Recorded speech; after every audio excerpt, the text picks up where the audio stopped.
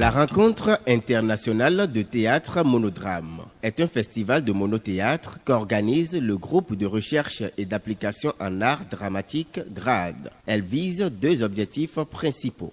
Entre autres, à savoir promouvoir ce genre théâtral qui n'est pas très connu au Bénin, qui n'est pas vraiment pratiqué au Bénin, et pas très connu en Afrique non plus. Donc le promouvoir véritablement comme genre théâtral au Bénin et en Afrique.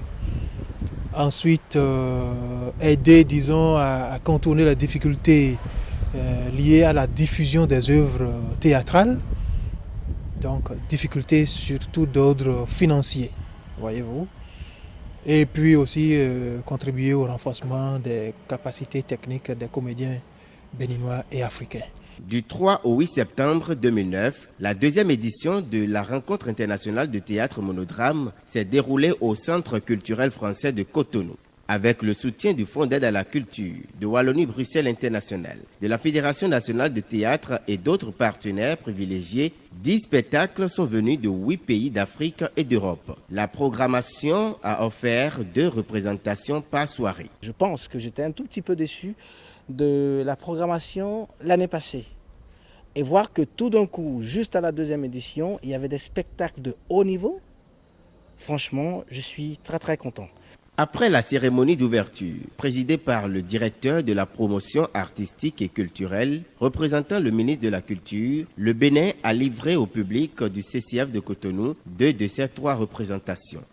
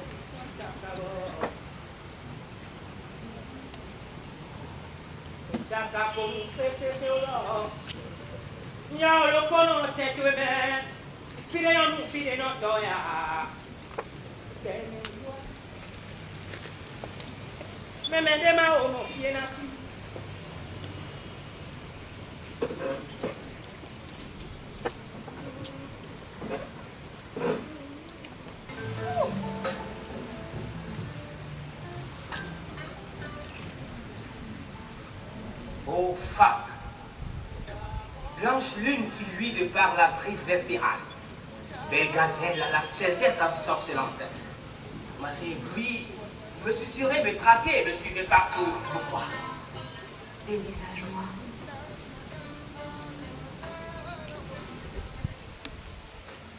Je suis troublé. Je vous en prie. Épargnez-moi. La crainte, pèlerin, ta douleur à toi sera douce. Je suis venue t'apporter la délivrance. Votre carton est empoisonné. Non. Votre voie de sauvetage à ton gouffre, un précipice. Tu te trompes sur moi, mon pauvre. Beau pèlerin, à toi-même de me dicter de par tes agissements ce que je dois être pour toi. Tiens, à la faveur de mes 89 ans, je sais où se cache l'autre que tu recherches. Vous 89 ans? Rigole. Mon beau, rassure-toi. Comment?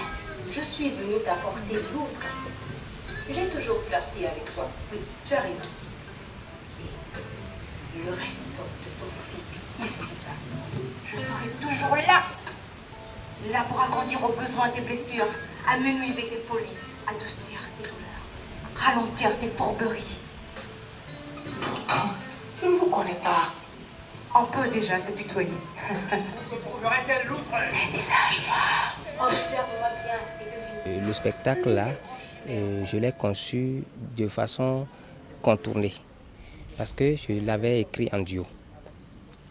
à l'école, à l'EITB, à un moment donné, j'ai rencontré ce texte-là de Koulsi Lamko, qui est le repos du masque.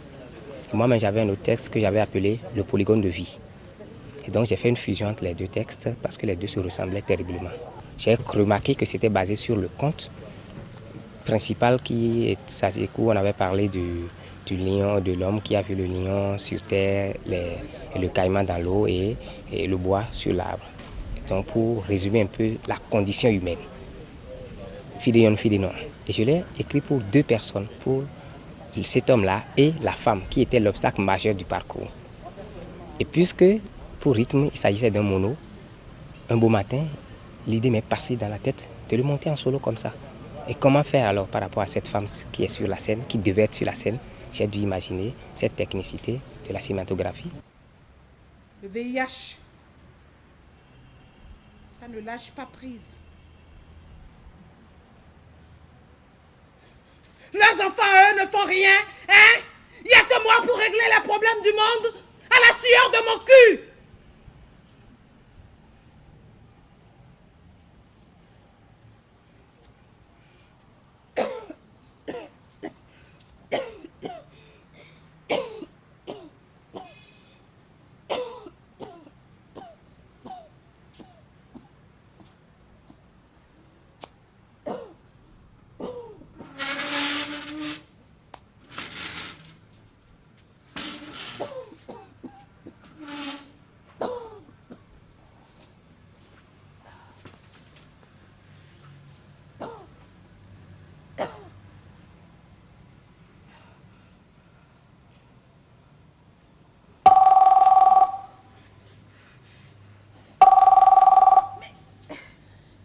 Ils ont tous à m'appeler comme ça aujourd'hui.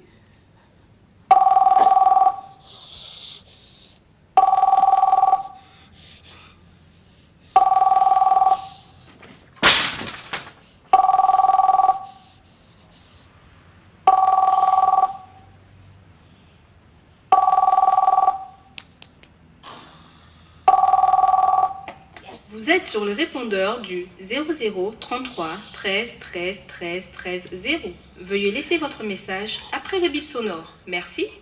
Ici, Mamie Vie. Je suis très occupée. Si ça ne vous ennuie pas de me laisser un message, faites-le. Avec un peu de chance, je rappellerai. Merci. Hé, grande soeur, c'est moi.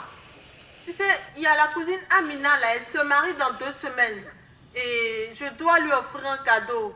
Et je n'ai pas beaucoup d'argent, hein. J'ai pas envie de baisser la tête. S'il te plaît, il faut envoyer de l'argent, quoi, hein. Merci beaucoup, au revoir. Bye bye. Passe-moi le téléphone. Chère cousine, ici c'est la merde. Les dictateurs continuent de nous opprimer. Je suis menacé par le chef milicien du parti moribond. Si je ne quitte pas ce foutu coin de terre, c'est la mort. Aide-moi. Arrivé chez toi, je travaillerai pour te rembourser. Si je reste ici, ce sera un cousin de moins. Ton cousin Sao. Tant mieux. Un cousin de moins, une charge de moins.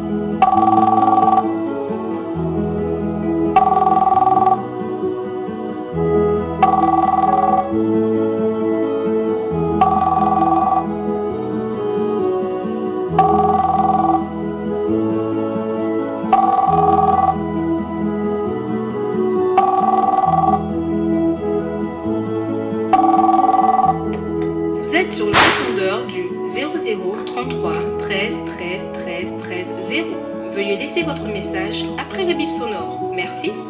Ici Mamie Vie. Je suis très occupée. Si ça ne vous ennuie pas de me laisser un message, faites-le. Avec un peu de chance, je rappellerai. Merci. Mamie Vie, je voulais juste entendre ta voix. Tu me manques. Appelle-moi.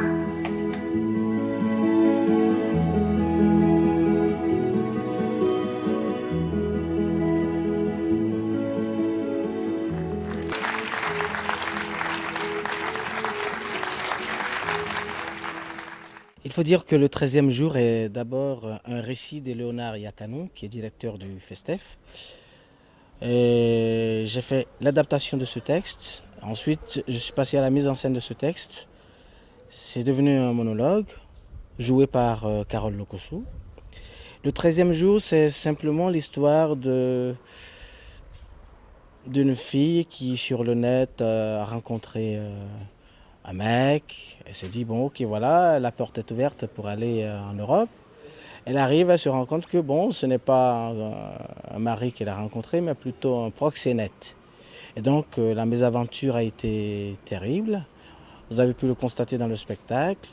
C'est un peu comme un appel aux jeunes filles qui pensent que sur le net, on peut rencontrer l'âme sœur ou tout simplement rencontrer quelqu'un qui puisse sortir les gens de soi-disant l'enfer que l'on vit ici en Afrique. On vit assez bien en Afrique. Quand je dis on vit assez bien en Afrique, je ne veux pas dire que financièrement tout va bien, que socialement tout va bien, quand on connaît le taux de chômage et tout ça, mais ça n'est pas une raison pour penser que l'Europe est forcément la bonne solution. Ce spectacle est un témoignage vivant que l'Europe peut être véritablement un enfer quand on n'y va pas dans les conditions les meilleures. Monsieur devoir gérer. Le peuple ne compte que sur vous. À quand le désarmement des décervelés? Je pense que nous sommes étrangers à ce conflit. Et c'est une affaire qui concerne uniquement le peuple bournois. Vous vous entendrez un jour entre vous. Nous ne sommes pas venus pour obliger qui que ce soit à déposer les armes. Il faut attendre que ceux qui ont pris les armes soient contents pour un jour les déposer. Et par ailleurs, ceux que vous appelez cervelés, je vous conseille désormais de les appeler éclairés. Il y va pour la paix et la réconciliation. Surtout aimez ceux qui vous tuent, parce qu'ils vous offrent l'occasion d'aller au paradis. Il avait osé tenir de tels propos le chef des soi-disant libérateurs, ce qui a eu le don de provoquer la colère générale dans tout le royaume, sauf chez les écervelés, et qu'il semblait soutenir à visage découvert, bien entendu. Et Ourou Fatah n'en demandait pas plus pour fulminer. Pour nous, cette guerre est la conséquence de la mauvaise gestion de Monsieur Dieu. Il a érigé l'injustice en mode de gouvernement. Il est xénophobe. Il est exclusionniste parce qu'il permet à n'importe qui de travailler dans notre royaume. Monsieur Dieu, aïe! Monsieur Dieu, aïe! Monsieur Dieu, aïe! Monsieur Dieu, aïe!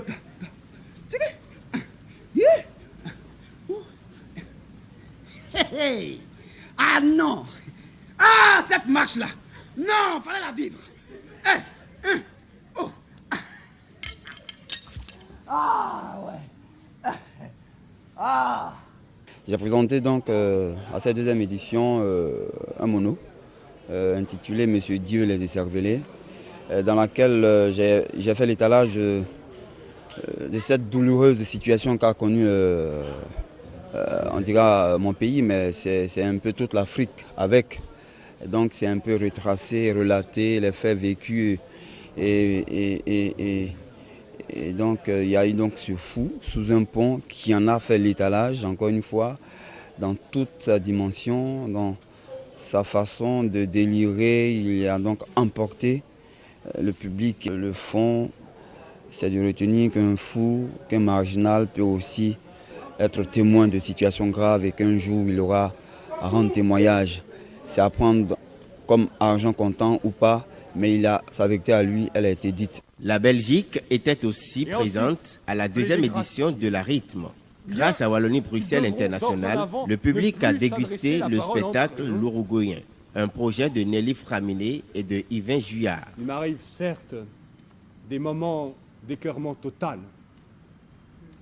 Je reste parfois 3 ou 4 jours dans mon lit à regarder le plafond, qui est assez laid à cause des taches d'humidité inévitables dans ces pays. Je contemple dans ma tête les différentes possibilités de plaisanterie qu'il me reste à faire, qui sont après tout que bien limitées. À force de rester allongé, à regarder le plafond, il m'est arrivé de faire des choses assez bizarres avec ma tête. Avant-hier, j'ai pensé au mot vache avec une telle force que j'ai vu le mot vache écrit en grandes lettres de néon sur le mur, en face. Bon, à présent, le néon est éteint, mais il est toujours là. J'ai fait marcher une voiture, rien qu'en pensant au mouvement de la voiture et à la voiture en même temps. Mais je m'en sers rarement pour me servir à table ou me gratter le dos. Je suis contente pour ce qui est du spectacle qu'on a présenté parce que j'avais un peu peur, sachant pas si c'était quelque chose qui allait parler ou pas, et je trouve que le public a bien réagi et a été touché par le texte, et ça m'a très fort émue et je suis très contente de ça. Mais il m'a rétorqué assez vertement que c'est un fait. Bon, le président qui est pas habitué à tout ça, n'arrête pas de lui faire des révérences et de prendre des notes sur tout ce qu'il dit. C'est assez agaçant. Le pape nous a demandé de lui montrer quelques Uruguayens.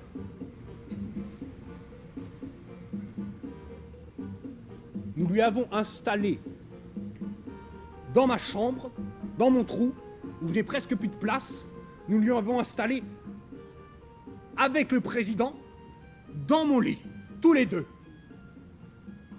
Ça m'a légèrement contrarié. Je suis très heureux d'avoir été invité à ce festival, qui je trouve s'est bien déroulé, tant au niveau de l'organisation que de la qualité des spectacles. Hier en particulier, j'ai trouvé qu'il y avait vraiment 2 très très bons spectacles. Et puis voilà, c'est vraiment aussi un endroit très chaleureux, Cotonou. Et Pascal et toute son équipe nous ont bien accompagnés. Et moi, je suis ici, chargé de la parole. Et ce bagage me brise les épaules, tant d'ailleurs qu'il y a un monceau de choses à dire qu'il est nécessaire que je pactise avec la concision et la sobriété. Ce qui n'est pas à la portée d'une nature comme la mienne. Passons. Au fait, c'est une grande part de l'histoire de l'humanité, ce fardeau que je porte. Tu me regardes comme ça. Tu as peur que je t'enlève les mots de la bouche. Tu as peur qu'une fois les maudits, tu n'en aies plus à te mettre sur la langue. Mais si après ce que j'ai à dire, tout était dit, qu'importe de finir mieux, n'est-ce pas? Pas la prétention qui m'étouffe. Je pousse un peu loin le bourrichon. Imagine ce que tu veux, mais ne précipite pas ton jugement. Je dois livrer un point de vue, notre point de vue, comme qui dirait, émettre notre collectif avis. Très important, pas gratuit l'oracle, essentiel même, car nous sommes nombreux. Donc, poussé par l'ampleur de ma mission, porté par les voix de mes camarades, j'ai franchi des portes. Un point de vue, c'est très important. C'est une idée du sens que l'on donne aux choses. Le nôtre est collectif et unanime, car nous avons voté sans tricherie. Et m'y voilà, collé à vous le rendre. Parce que acteur dans ma vie, oui. Ah, les planches, les poètes, le public, je suis heureux d'être à cette place. La meilleure, n'est-ce pas? La meilleure. je retrouve la scène, j'ai cette fois une grande responsabilité. Je ne peux pas la brader, car en bazardant tout sans réfléchir, j'ai le trac. Oui, j'ai le trac. Et ce n'est pas l'expérience qui l'étouffe, c'est fichu trac. C'est une pièce qui parle de la guerre, au fait d'un revenant qui de son vivant était acteur et qui revient sur Terre pour sensibiliser les gens des dangers de la guerre. Et comme il était acteur de son vivant, il déboule sur une scène de théâtre. Et là, il se rappelle de ses premiers amours du théâtre, de sa mort, et enfin essaye de sensibiliser les gens afin qu'ils arrêtent la guerre. Ça a été une grande participation aussi, de bons moments de culture, d'art, de théâtre passés ici à Cotonou. C'est la vérité. D'abord, des Arabes, il y en a beaucoup. Il y en a de plus en plus. Et ensuite, une mère arabe ne sait pas vraiment ce que c'est que le deuil. C'est un phénomène sociologique. C'est lié au bas niveau de développement. Troisièmement, il faut quand même bien que je le dise, quand on fusille un garçon, ça fait une grande différence s'il a la peau claire ou s'il est basané. À cause de la civilisation et du système démocratique, il faut tout de même que ce soit dit un jour ou l'autre. Et celui qui ne veut pas comprendre ça, vaut mieux qu'il s'en aille tout de suite. Je ne suis pas cynique. On est cynique quand on a peur de la vie, si on peut exprimer ça comme ça.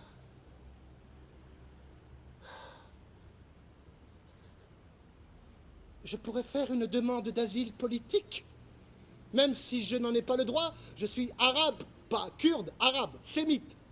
Je pourrais faire une demande, mais elle ne passerait pas, parce qu'on ne me fusillerait pas si je rentrais. Et c'est vrai que les seuls qui ont droit à l'asile, c'est ceux qu'on fusille, à cause des persécutions politiques. Un concept élastique. Jamais je ne passerai. Il faut prouver qu'on est fusillé ou au moins torturé. Ça va de soi, il faut bien une règle. Je pourrais faire une demande, mais alors il me dirait « Saad comment? Tu as bien un nom de famille? Tout homme civilisé a un nom de famille. » Là, ça sent déjà mauvais et je pars en courant. Et puis aussi, à propos des jolis bancs publics avec leurs gracieux pieds en fonte. Jamais encore dans cette ville, je ne me suis assis sur un banc.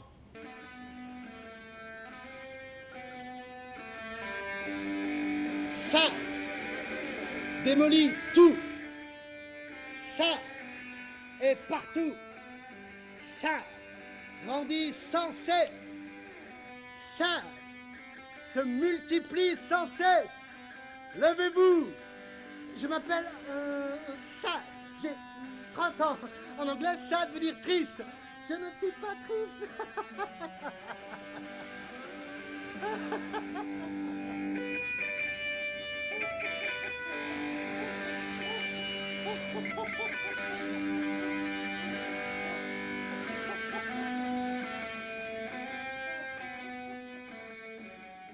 La vie privée de Dovi Kendo est un texte de Wake Foguin interprété par la comédienne camerounaise Dovi.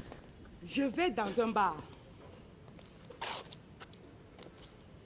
Je m'assois à une table que je trouve là. Je commande un verre. Juste un verre pour ne pas boire le verre de trop. Au bout de 20 minutes, un monsieur, la cinquantaine, bien sonné, s'approche et me dit « Vous attendez quelqu'un ?» Je dis « Non, pas encore. » Il me dit « Ça tombe bien. » Je lui dis « Vous voulez tomber sur quelqu'un qui n'attend personne ?» Il me dit « Je peux m'asseoir à votre table ?» Je lui dis « Monsieur, ce n'est pas la mienne la table. Je l'ai trouvée ici. » Il me dit « Vous me permettez de m'asseoir auprès de vous ? Monsieur, faites ce que vous voulez. Je n'ai pas de permission à vous donner. » Il s'est assis à ma table. Enfin, à la table qu'on appelait déjà la mienne. Et puis, il a commandé une bière. Et la servante a dit, je vous la sers à votre table. Et il a dit oui. Et j'ai constaté que la table qui était tantôt la mienne devenait déjà la nôtre. Comme cela ne suffisait pas, il a commencé à me causer. Excusez-moi, mademoiselle. Mais monsieur, vous n'avez rien fait. Pourquoi je dois vous excuser? Il a commencé à me raconter les histoires de tomates pourries, de chiens écrasés, de mariages avortés et de politique machin truc. Après, il me dit, voilà 6 mois que ma femme ne me touche plus. Mais monsieur, c'est votre femme, touchez-la. Il me dit, je suis fatiguée. Dès que je la touche, elle me tourne le dos.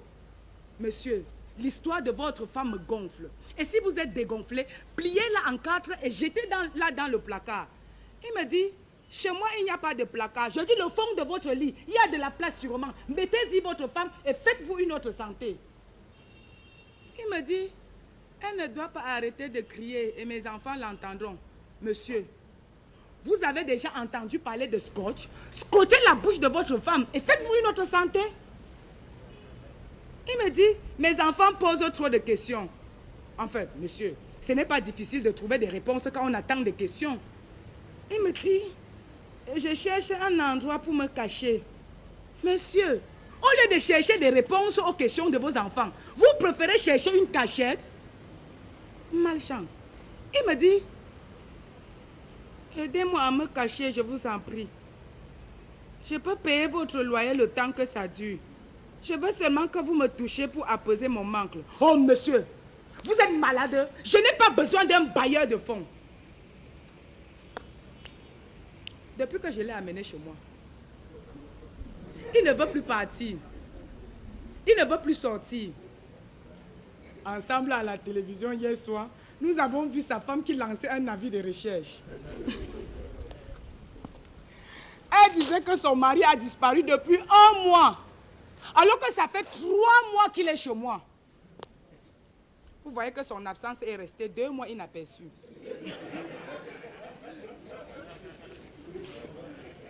Il faut des psychologues pour les hommes mariés ici dehors. Heureusement que nous, les femmes libres, nous sommes là pour jouer le rôle. L'homme là est chez moi.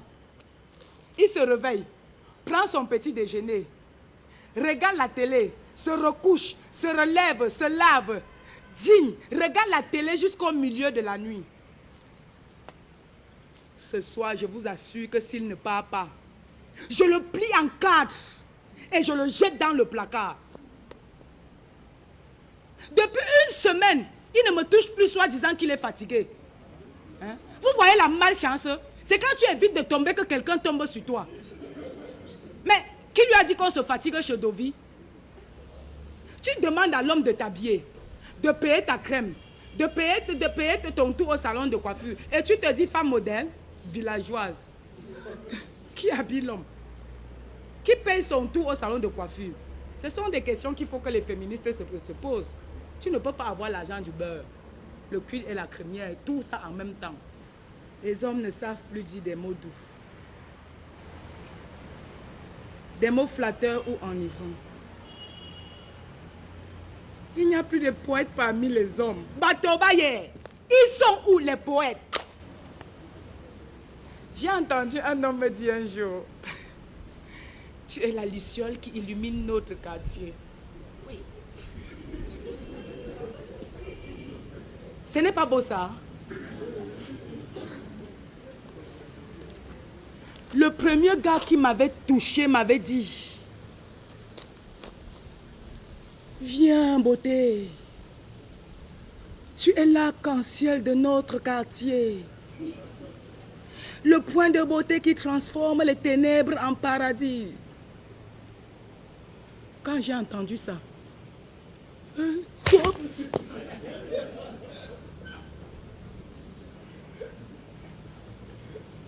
je suis tombée en confiance dans ses bras. La puissance de la poésie. C'est vrai qu'il m'a laissé tomber 2 jours plus tard, mais au moins je ne regrette rien. Il était doux au début. Aujourd'hui, quand un homme te parle, il te dit immédiatement, Hé, on fait comment? Trouve-moi à la maison ce soir, tu finis avec moi. Ce sera avec préservatif, tu n'as rien à craindre.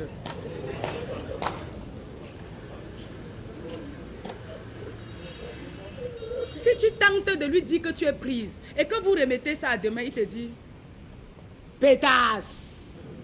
Tu crois que je n'ai que toi dans la tête?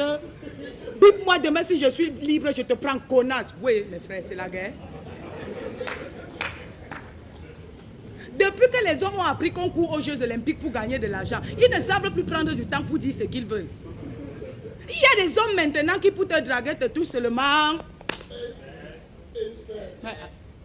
Te touchent seulement. Vous avez peur, n'est-ce pas? Te touchent seulement. Fesses et seins. Fesses et seins. Dès que tu demandes c'est quoi, il te dit casse-toi si tu ne piges rien. La représentation du Burkina Faso est particulière en son genre. La scénographie de ce spectacle exige que le public passe sur la scène et la scène à l'espace public. Le résumé de cette pièce est tout à fait simple. C'est l'histoire d'un village qui a été foudroyé suite à un vol. Et ce vol a été perpétré par une dame qu'on a nommée comme ça, Madame Boku. Et Madame Boku a fait la rencontre avec un jeune du village. Et la rencontre s'est faite en l'espace d'une semaine. Et ça suffisait déjà pour que Madame Boku suive le monsieur dans le village, alors qu'elle n'était pas de bon caractère. Et elle est arrivée, elle a commis une faute. Cette faute, c'est quoi? Elle a volé. Et dans le village, il était interdit de voler. Et depuis l'existence du village, il n'avait jamais été question de vol, chose qu'elle a faite. Et les gens ont appelé la foudre. Et la foudre en Afrique, ça ne s'appelle pas comme ça, comme quand on appelle un enfant. Pour appeler la foudre, il faut préciser. La foudre prend la main qui a prise. Mais quand tu ne précises pas, quand la foudre arrive, elle prend tout le monde. Et ça a été l'erreur que les villageois ont commise. Et puis bon, voilà, ça détruit tout le village. Permettez-moi donc, mesdames, messieurs, de rendre hommage à Sa Majesté Bowe, regretté digne chef de Polongue, né dans la justesse, élevé dans la justesse, grandi dans la justesse, pour ainsi finir sa vie. C'était quand tu es devant, souvent dans le choix de ta fin. Bienveillant chef Bowe le feu, quand son corps se perdait dans les profondeurs de la cendre, son âme propulsée à la surface de la terre par la lame de la flamme, s'enfouillait vers on ne sait trop où. Puisse la nature bienveillante l'accueillir, l'installer aux abords d'un pâturage, afin qu'elle puisse continuer à jouir éternellement de la douce fraîcheur des gracieuses matinées. On dit ils ont l'art de tuer et de jouer aux pacifistes. Vous anéantissent les parents et se font passer pour vos parents adoptifs. Vous retirent tout et se veulent être vos donateurs. Il paraîtrait même que là-bas, c'est trop long.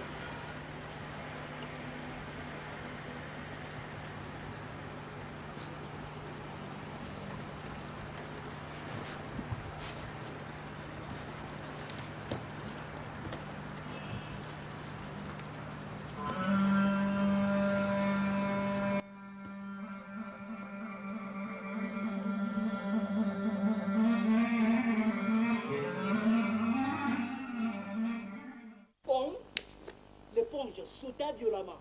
Le vent mugit comme pour célébrer sa victoire. Mais Alex, rapide et sûr de lui, a vite fait d'endurer la vie de liberté de la mort de son crachat. Et lui a ordonné de crier détritus. Détritus. Le vent changea nettement de direction. S'en alla vers les cocotiers de la plage, nettoya les régimes de noix qui s'abattirent en chandelle sur le sol. Maraboya, Maraboye, Maraboya.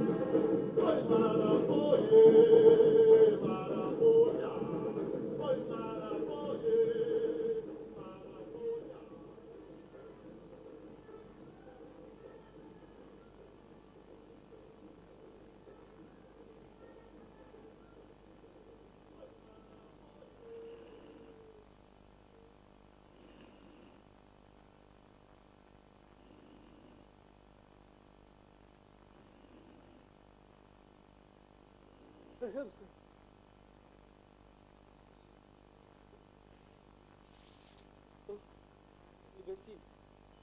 tu es déjà de retour? Il est quelle heure? J'ai vite fait de revenir plus tôt de la banque. Hey! C'est quoi ce truc que tu as à la paupière? Mais on dirait la châssis d'Albatros. Ne touche pas, je vais te nettoyer ces cochonneries.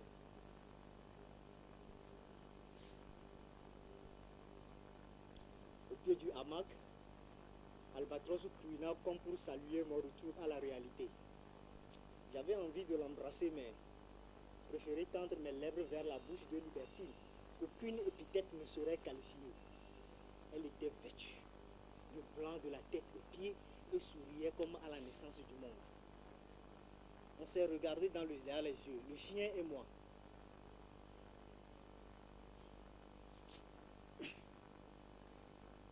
Oui, c'est quand Albatros s'est mis à japper que j'ai pensé changer le titre de cette histoire au départ intitulée Libertine retrouvée.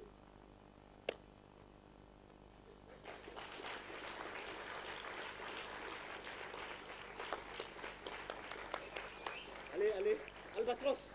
Allez, Albatros. Le fils de mon père a rompu les hamacs. C'est le 3e spectacle du Bénin qui a bouclé la programmation de la rencontre internationale de théâtre Monodrame 2009.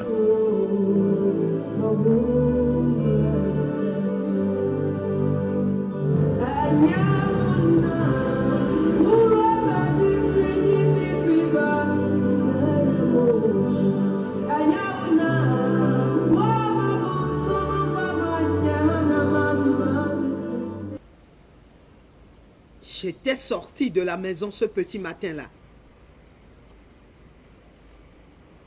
Et ce petit matin-là, ils étaient déjà éveillés. Les voisins me regardaient. Ils se demandaient si j'avais frappé ma femme de nouveau.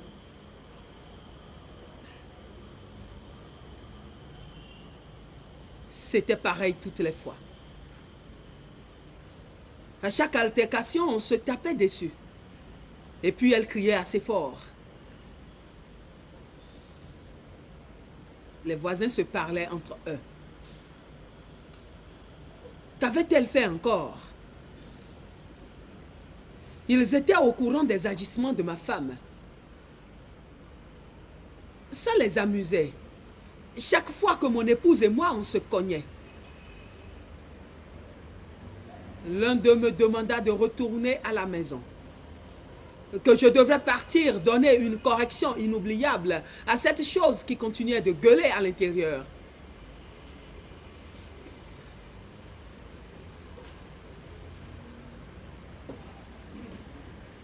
Kosiwa tenait toujours le combiné à la main.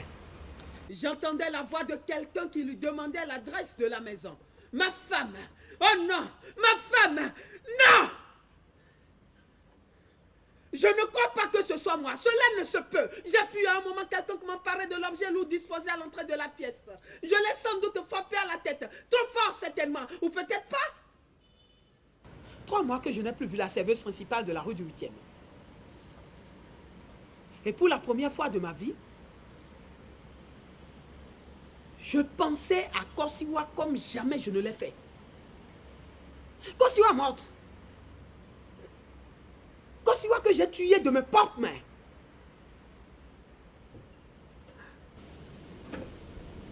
Ce verre contient du vin.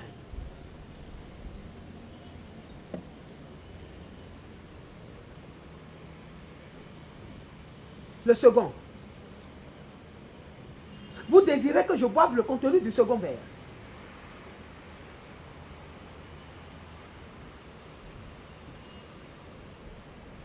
Du poison?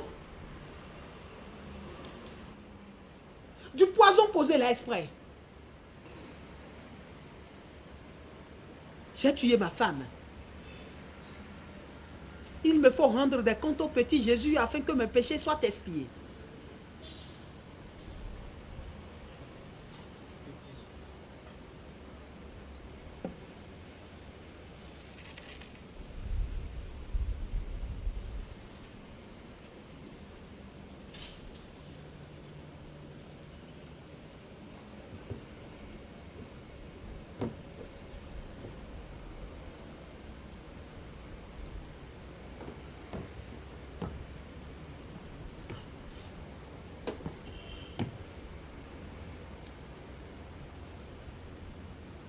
C'est un spectacle écrit et mis en scène par le Béninois Amadou Sandou et interprété par Dina Rekpa, qui a tout fait de surprendre agréablement le public du CCF. Putain de fermeuse! Tu as fait de moi de la chair pour chien. Non, Mouka! De la mort. Ne fais pas ça! Du poison! Je suis devenu machine à tuer. Avale-moi! Bois-moi! Sans mon corps infect et indigeste! Excuse-moi! Allez! Continue ce corps! Le désir est désormais absent! Il a besoin de sang ce corps pour régénérer, revivre! Je désire revivre! Je dois te tuer pour y arriver! Il te faudra souffrir, mon courroux! Souffrir, maman! Souffrir, mon tout premier! Souffrir, Safira!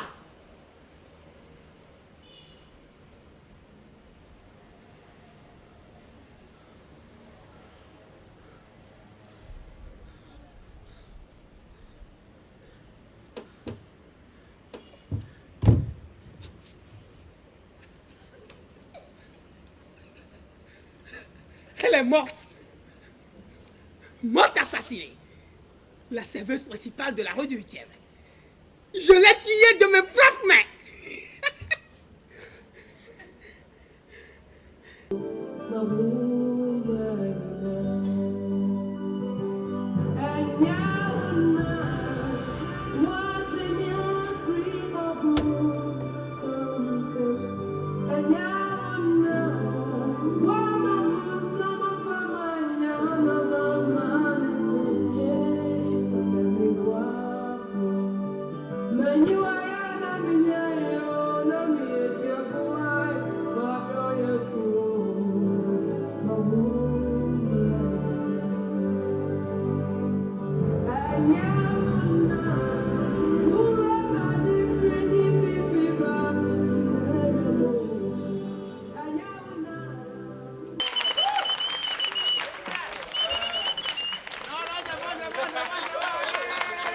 Ainsi, les rideaux de la deuxième rencontre internationale de théâtre monodrame tombent. Voilà, Dina Rekpa qui vient de mettre un terme à la deuxième édition du festival Rythme 2009. Je voudrais, avant qu'on ne se sépare, vous remercier encore une fois. Vous qui nous avez accompagnés. Remercier tous les participants, tous les festivaliers venus de la France, de la Belgique, du Togo, de la Côte d'Ivoire, du Cameroun, et du Burkina, du Sénégal. Ben, je vous remercie tous. Du Bénin, oui, quand même. À tout seigneur, tout honneur. Je voudrais maintenant nous donner rendez-vous dans 12 mois seulement. Ça passe très vite. Ce n'est que 12 mois. Et nous allons nous retrouver, Inch'Allah, en septembre prochain, dans la première semaine du mois de septembre prochain, si Dieu le veut, avec la 3e édition de Rythme. Rythme 2010, en ces mêmes lieux, Inch'Allah.